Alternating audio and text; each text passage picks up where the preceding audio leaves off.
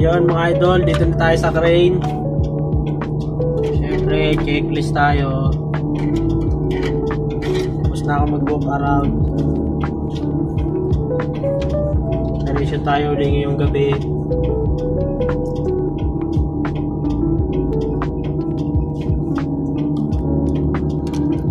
Alright. So ayan mga idol, tapos na tayo mag-checklist. Yan, makapag-checklist na tayo.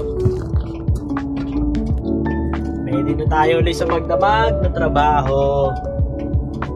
Ayan mga idol, share ko lang sa inyo itong verse Matthew 11:29. Stop forcing life to happen. Instead, walk with God, where His way is gentle, steady, and full of grace. Yun o, ganda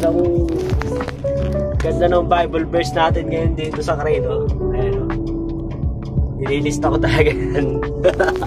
At least kahit isang araw meron tayong Bible verse na napakinggan, talagang tumatak sa isip natin, share natin. Yun mga idol, yun o, ready na tayo. Trabahong malupit lang araw-araw mga idol. Outfit check tayo. Ear plug. Pagpasok ng planta, meron tayong ear plug, safety goggles, helmet, mask. Yun o, trabahong malupit lang araw-araw mga idol. At ingatan natin kalusugan natin kasi malayo pa yung pupuntahan natin, kaya dapat mag-ingat tayo sa kalusugan natin. Lalo nagtatrabaho tayo sa live plant.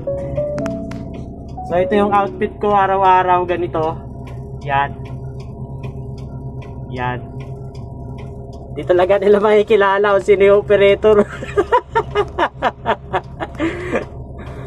Oh, trabaho malupit lang araw-araw mga idol. Peace out. Bye bye. Trabaho na tayo idol.